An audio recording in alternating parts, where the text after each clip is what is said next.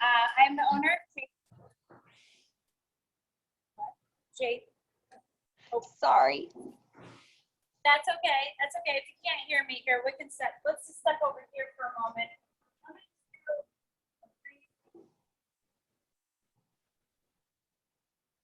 Not the light. Maybe we should flip here. Is that better? Okay. Just because it's so loud in the studio. So Mary's going to have that opportunity to be a lot closer to be able to narrate. So anyway, I wanted to show you an example of the color of what we're going to make today. This is from my line, my color series line called Pura Vida. So Pura Vida in Spanish translates to pure life. And through my studies and my travels, seeing how the Costa Ricans adorn their daily life with so much color, I was inspired to come up with a color series that I roll into on top of white. So this has a lip wrap or a neck wrap around it. This is a sure sign that something has been made by a glass blower, because no machine can do that part of the process. So we'll head into the hot shop where we've got a whole tank of 150 pounds of molten glass, and we're going to take you on a journey of what the glass blower does in their daily life. So come on in the hot shop.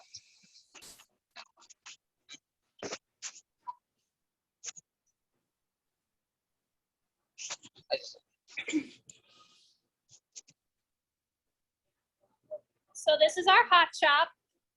It's all powered with either electricity or natural gas. And everything that we work with is about 2,200 degrees or so. So our furnace is named Rosie. She holds 150 pounds of clear molten glass. And you might notice that it looks a little bit orange. That's not just the camera. To our eyes, it looks orange also. But it's just because it's glowing so bright. It's creating its own heat and its own light, just like lava. So once we actually get it cooled to room temperature, it will be a lovely clear. So this is somewhat an unusual process. We don't normally do this, but this is called making a collar. Because we want the glass to have a solid white background, instead of dipping into just the frit, which are these little colored chunks, we want to have that clean white background. So we're going to pick up a whole solid chunk of white.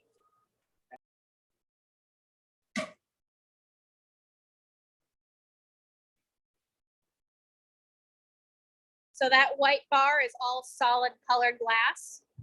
It'll allow us to create a nice clean background. And we have to get it a little bit warm before we can add the bubble to it. The pipe that it's on is a blow pipe. So we have a variety of pipes that we can use. They're all preheating. But the blow pipe has these little holes in there that we can blow all the way through like a giant straw and add a bubble to our work, which is the first step into making a hollow piece, which is what you would need if you want to make a vessel or anything that isn't a solid sculpted project.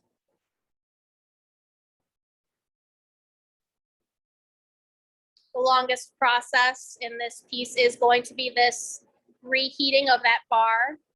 Because it was only at about 1,000 degrees to preheat, that's about 1,000 degrees colder than we need to work with it.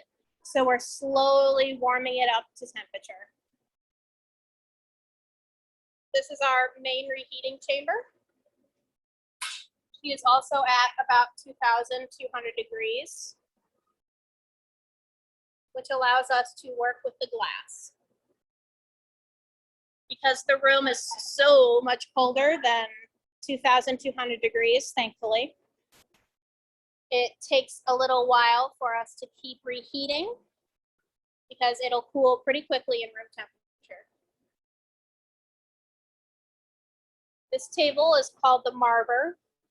It holds the glass that helps us shape. It's made of mild steel, which allows us to cool it down and shape it at the same time. So now that it's shaped up, we're going to add a little bit more glass on top. This is called the second gather, where we're adding more glass. Just like adding wax layers to a candle, we have to add layer after layer to increase the mass. And that fresh coat allows us to pick up those little color sprinkles.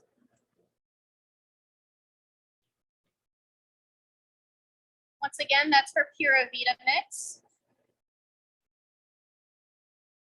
This mix is chunks of glass that have been stained with metallic oxides and precious metals, and then melted and chunked up into those colors. And those are super strong, super powerful, very potent color. So that'll allow it to create a pattern. Similarly to this mold. That mold will pinch some ridges into the glass and stretch it in other places, and that'll create lines.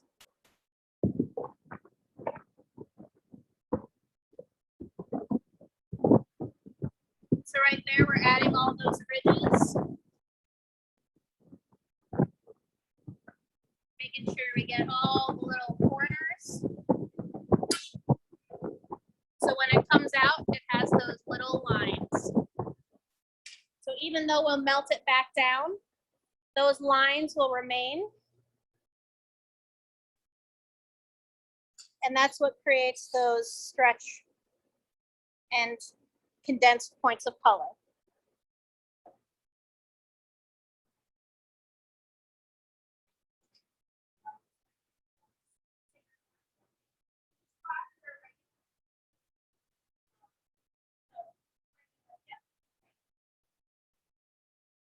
We're melting all those points in. We don't really need the texture, just the pattern.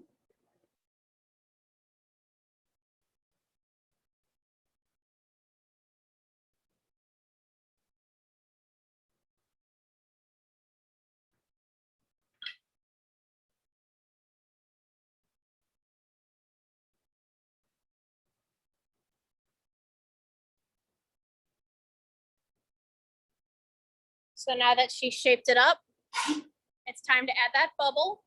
She forced her air, her breath into the end of that pipe, and it has nowhere to go but into this malleable hot glass, which will start to puff up and expand. You can see it puffing up right there. It's got about a golf ball, avocado's pit-ish sized bubble of glass air in there.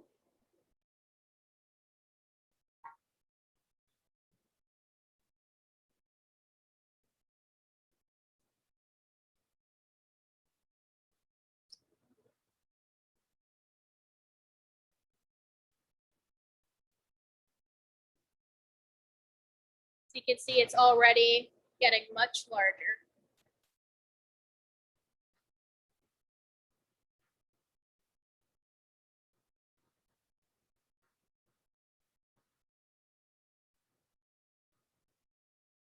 So just like how that clear glass looks orange, these colors look kind of brown, red, a bit distorted. I promise they will be the colors of the Pura Vida mix by the time they're cooled down. But for right now, because we're working with it, it looks a little bit different. And if you've got sharp ears, you can hear her tapping on the table. That is guaranteed that the glass is in fact cooled down at this temperature, even though it's probably at 1,500 degrees. That glass is nice and stiff, so that if we take another gather of glass, we can coat it over without the glass melting back into the pot.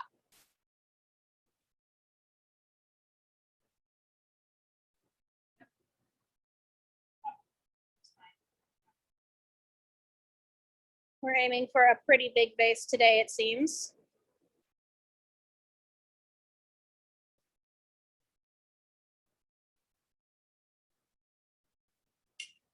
We're going to add yet another coat. The only way to make a piece bigger without it being too thin to use would be adding a lot of glass. So here she comes. Quite a bit of glass on the end there.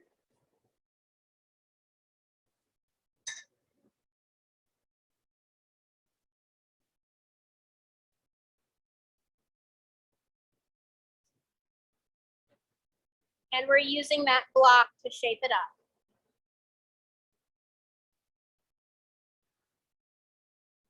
The blocks are made of cherry wood, which, given that glass is hotter than lava, it might seem a little odd to be shaping them with something that is so classically flammable, but we do soak them in water all the time, and that dense fruit wood doesn't burn so easily. So instead, with that water soaked in, it creates a nice bed of steam, and that's what's actually shaping the surface of the glass. It allows us to shape it without scarring it in any way. Creates a lovely, smooth surface.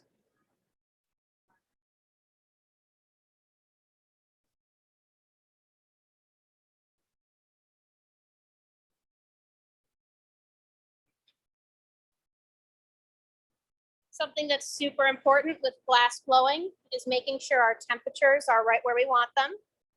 Because the glass only moves where it's hot, being able to cool and heat certain areas allows us to move some areas while keeping others nice and stiff. So by adding a chill to here, she's making sure that the lip is a little bit thinner. One of the classic struggles with beginners is very thin bottoms and very thick tops because they don't know how to make sure that the bottom is nice and thick by cooling it properly.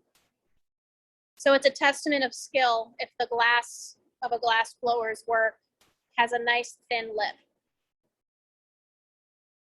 And I will say, Jeremy always has very lovely thin lips. Shaping it again. Cooling it, you can start to see a bit of a vase shape forming now. And this is another surprisingly inflammable tool. This is about 6 pages of the Peoria Journal Star. It's been tri-folded and soaked in water. And I know we're doing this for, I believe, a library, so I apologize for burning printed words. I promise they are read before we use them. They are old newspapers.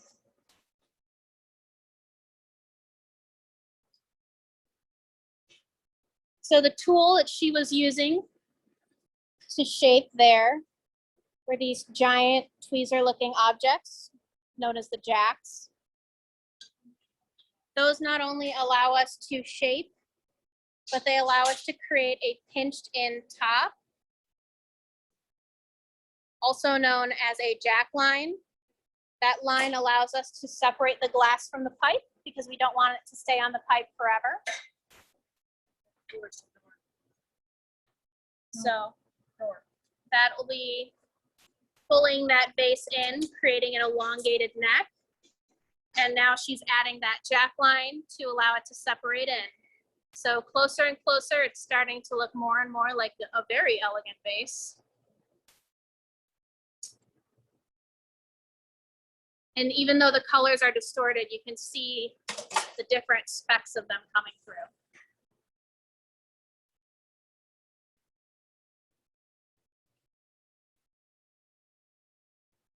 Shaping up.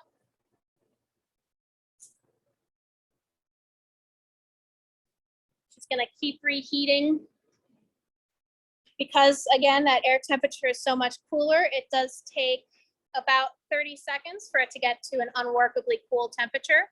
So that frequent reheating allows us to keep it malleable. And now the piece is actually getting so big that it doesn't fit in our smallest doors. So we have the lovely Molly here working as the door operator and overall assistant. So that allows us to make sure the glass can actually make it in and out of the reheating chamber without touching anything.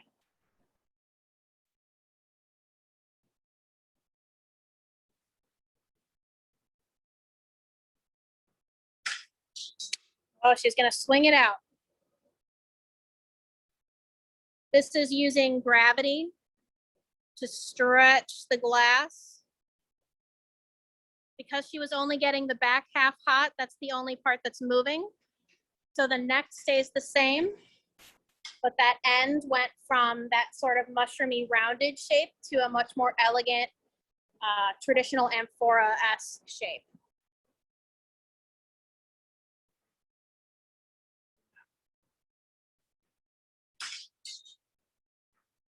You can see how much that stretched out.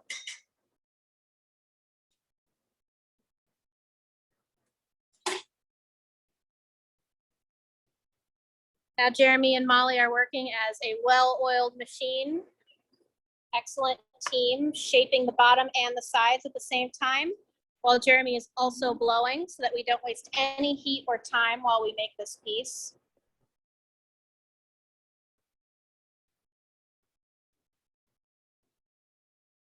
Flattening that bottom allows it to sit without rocking or rolling. Another method could be grinding it flat on a lap wheel with grit, but this takes much less time and has a much nicer looking finish, so we like to make sure it sits nice and flat.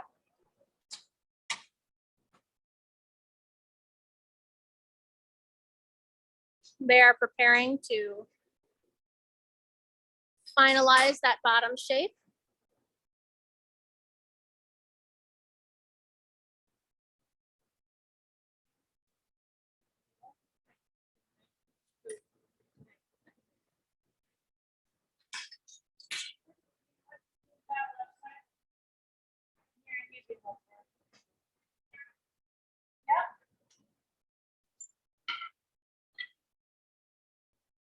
All right. So the next step, breaking in a brand new paddle. So the next step is going to be transferring. We want to make sure that we can actually manipulate the top as well as the bottom.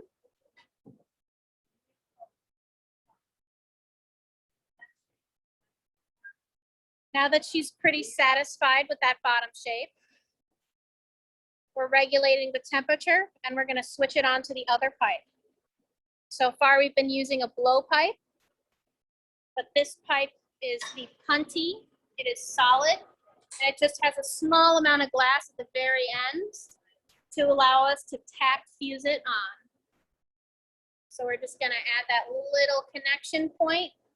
We don't want it to be too big or too small. And this is where most students might have an error. So we add a little bit of shock and it should transfer right out. Perfect. Excellent job.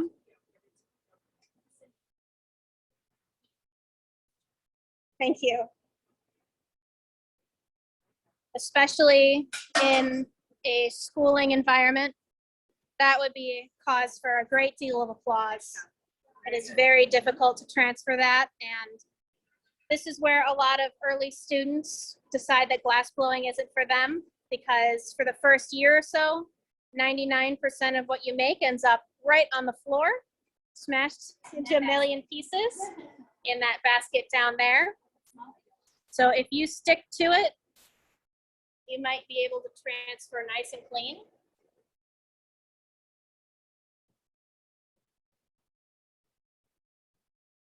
So we aren't satisfied to make a plain vase. We want to add a little extra pizzazz.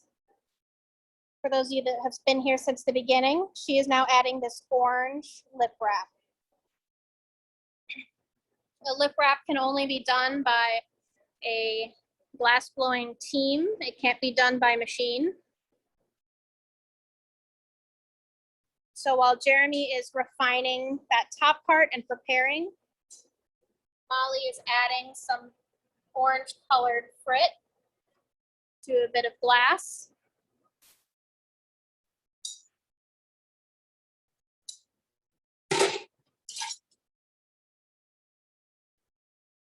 So that they can add that onto the top.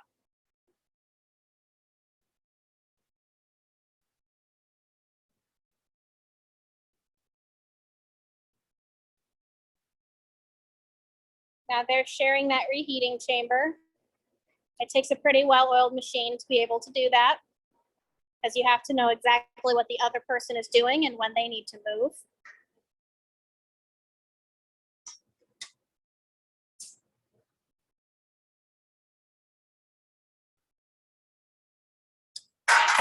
She cut off that part she didn't need and is now shaping up that lip to get ready for Molly.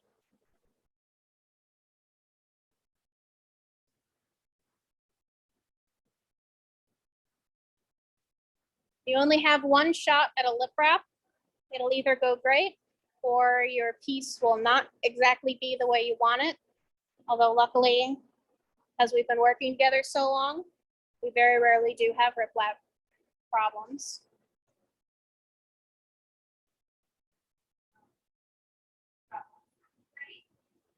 In a moment.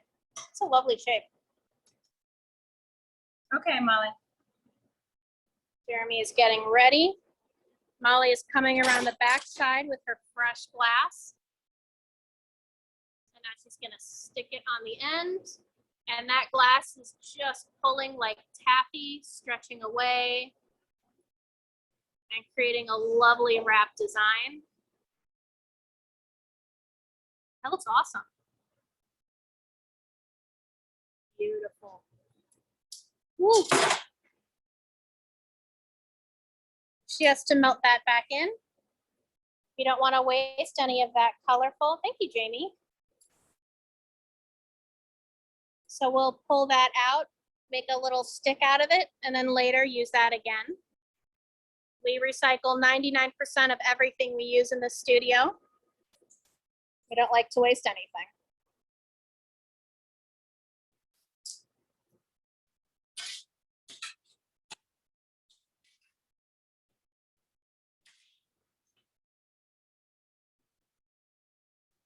She is melting in that lip wrap. I believe we're almost done with this form.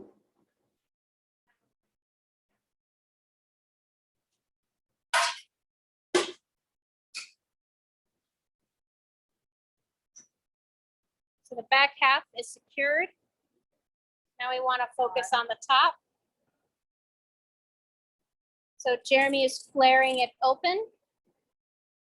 And that paddle is making sure that it stays nice and flat on the top.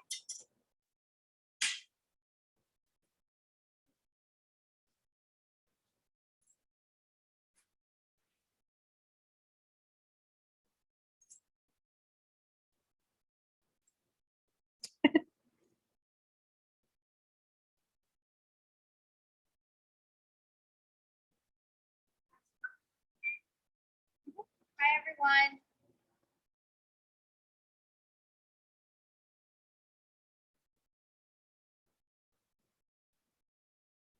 We're getting it hot.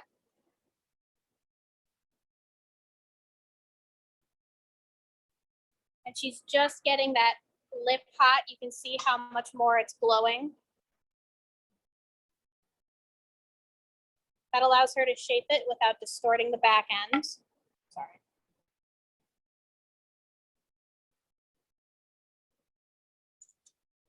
And I'm also helping shield her arm from that heat a little bit more.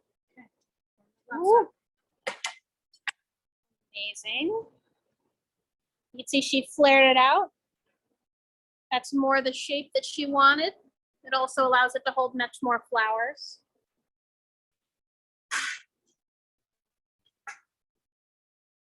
So even though the shape is where she wants it, we're not totally done. Molly is getting all prepped up, preparing to take it off and put it into the box. Jeremy is trying to regulate the temperature. Little refining movements. Really looks beautiful. That orange will be very bright and vibrant against the rest of the colors. As it cools down, it'll be in yellow-orange color. There you go. We're done, but we're taking some little flashes. You don't want it to get too cold too fast. An important part of glass is cooling it slowly. Because it is so hot and we've been working with it so much, all those molecules are really irritated and moving very fast. So like an ice cube being dunked into water, if it cools or changes temperature too fast, it'll crack. So we add just a little bit of water where we want that to separate off.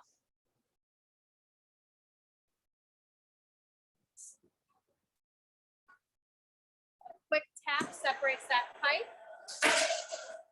Jeremy is polishing that down, melting in any little sharp bits that might have been left over from that connection piece. And now Molly, all suited up, is going to stick that in our cooling oven. Our quote unquote cooling oven is just under 1,000 degrees. Thank you. She's nervous. She's never nervous. Our cooling oven is just under 1,000 degrees. That's a stable temperature where the glass will sit for the rest of the day. And then when we're done making glass today, we're going to turn it down and it'll bring it over to room temperature slowly over about 24 hours. They're at the hydration station. So the shape is different, but the colors will be the same. So even though we can't see how the colors will look, we know that it'll be just about like that. That bright multicolored mix with a lovely orange wrap. They are rehydrating because the furnace is so hot and it is quite warm in here. It's important for us to all drink so much water every day.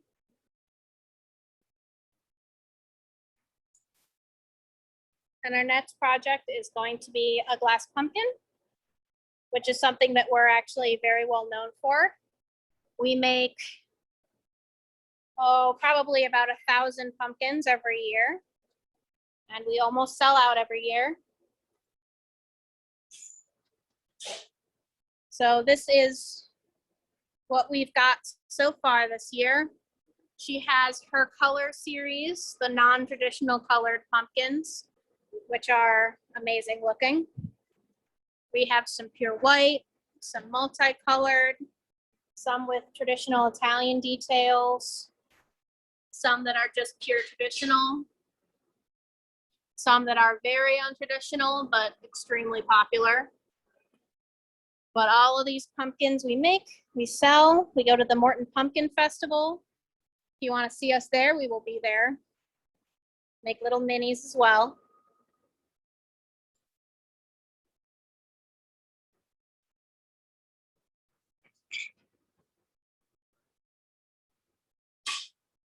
We are getting prepped for pumpkin. Are we ready? I think we are ready. Okay, cool.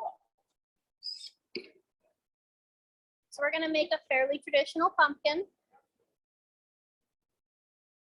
So we start off once again with a gather.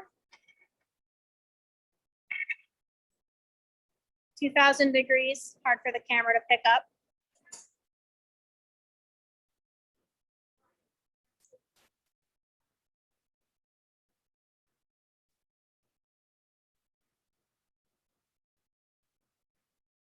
All that color is going to be orange with green.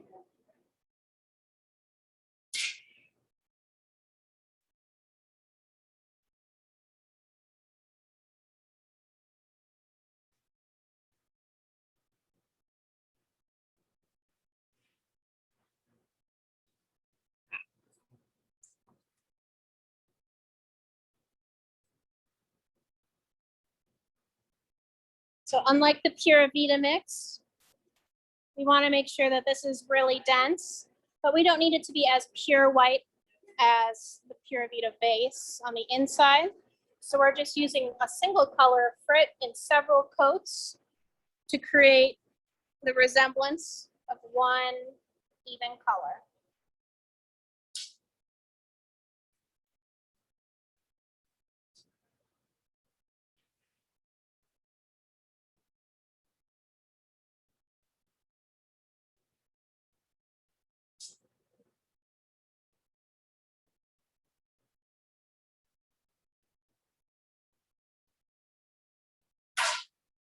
She's melting all those chips in.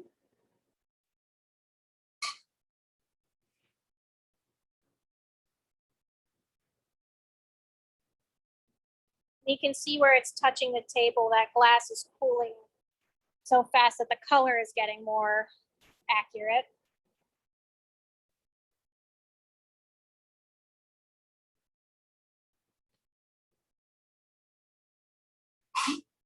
Once again, starting her bubble. She's holding her thumb on the other end so that air pressure is just creeping into that bubble. You can see it puff up there.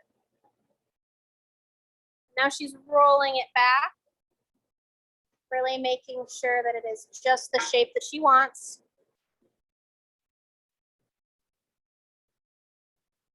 If it's not done just perfect, and it takes about a year to learn how to get even close to well done, the bubble will actually blow out sideways or uneven or not at all. So a lot of early work will look kind of like a pregnant snake. You can see that color difference. It will be that bright orange, but it's so dull because it's so hot.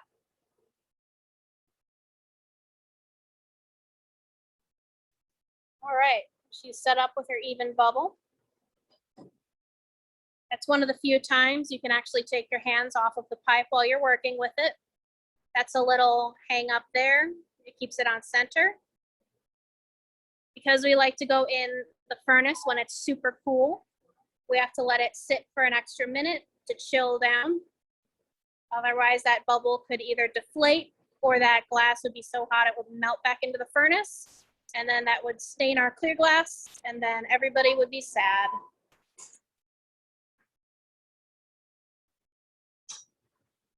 This is easily the most exciting part of making pumpkins. We have our assistant in this traditional blowing position. And Jeremy is switching in those ridges, pinching them into the glass. So by squeezing that glass slightly on, she pinched in the ridges. She's cooling it while Molly is blowing. And it is starting to puff up. So they're blowing and shaping as a team. You can see that start to expand. Good. That's fine. Jeremy has been making pumpkins for how many years?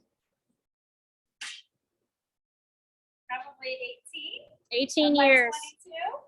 22. Yeah. 18 years of pumpkins. So that's why she makes it look so easy.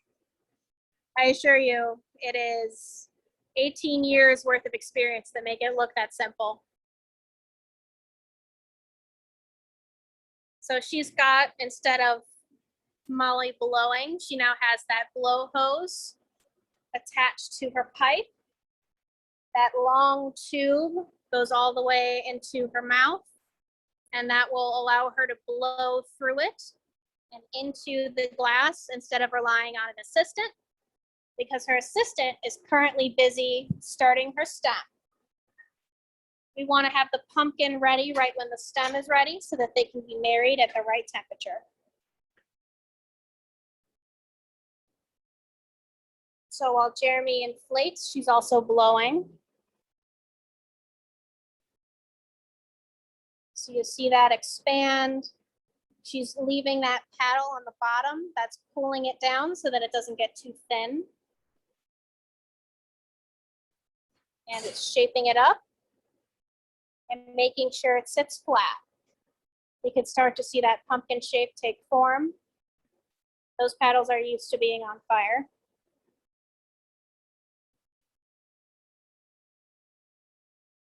The fire actually helps the paddle become a more effective tool.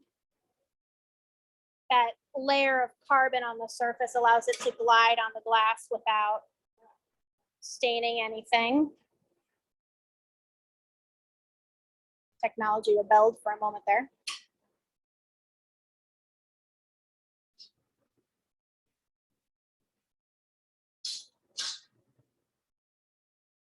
Molly is heading into that mold. Now they're sharing this small workspace. So by going into that mold, she's added those ridges into the stem.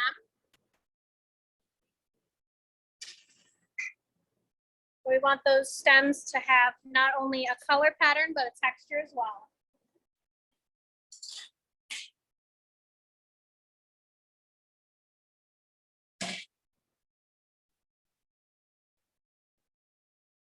Got our pumpkin done with those ridges. She's adding a little bit of coldness right to that break-off point. So with one final flash, she's getting ready.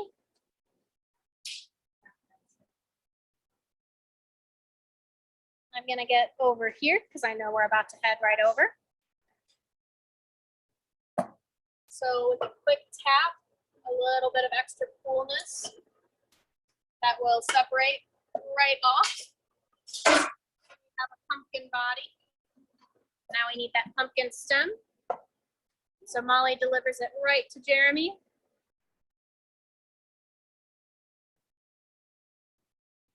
Oh, it's a big stem. Woo.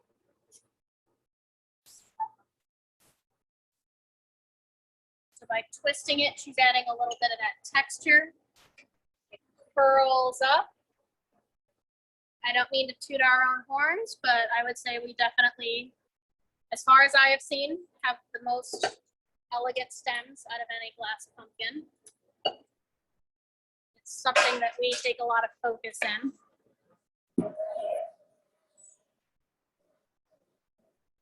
Thanks again, Jamie. So by torching that in, melting it in, and now that pumpkin is ready to be set into that super hot 1000 degree cooling oven. So all those little guys will sit in there for the rest of the day. We'll turn it down, and then tomorrow, pretty much every morning in here is Christmas morning, where we get to unload the work from the previous day and see how it turned out. So tomorrow we'll be unloading those guys. Absolutely. It is like Christmas. It's so sweet. 24-hour process. So if you guys have questions, I'll stay on for a few minutes. I don't know how many people have joined us at this point, or if you have questions for me, Jamie, I can take over the Zoom right now. Let these girls kind of tidy up the studio. And here, hang on. We're just going to do this.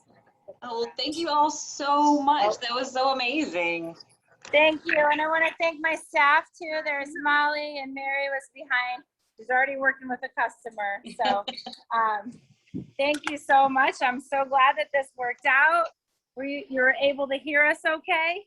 Oh, yes. Yeah. Heard, saw, everything looked great. That was, I know when we were trying to figure out, you know, what we're doing this kind of tying into summer reading, because we're doing reading colors your world. So I'm trying to do like art and creativity, kind of, you know, different programs on that. And I just knew I wanted to get local artists involved, and it's such a visual art. And it's absolutely so cool to see it. Absolutely. It's been a while. Yes. Yes. And I hope the kids had a great time, or at least we'll be able to see this and know that they can, that anything they put their mind to, they can do. You know, when I went to school, I had no idea about glass blowing. So I always encourage people just to try different classes and different crafts and arts, because you never know where you're going to go and where you're going to end up.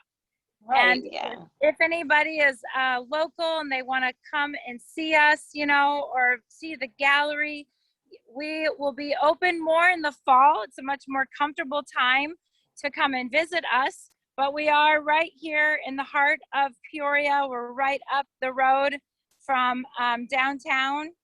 So you can come and see us, or we do our live streams on Wednesday mornings at 9 a.m. And then in the fall, we go back to noon as well. And what we'll do, Jamie, is we'll get a photo of the items that we made today, and I'll have Brandy send them to you. Oh, thank you. I was hoping. I was like, I really want to see the finished product, you know, tomorrow when you get to open it up. Yeah, yeah, absolutely. And if you want to grab any images off the website or anything for this video, feel free to do that. Oh, perfect. Thank you so much. Oh, you're very welcome. I hope the rest of the Reading Summer Series goes great. And thank you so much for your support. And I hope that this was educational and entertainment, and everybody got excited about maybe what they're working on next.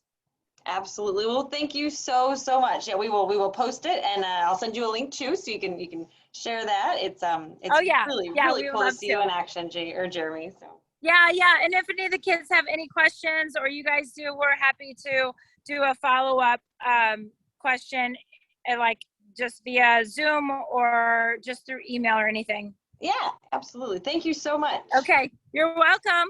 Take All right, care. well, you take care. Okay, bye now.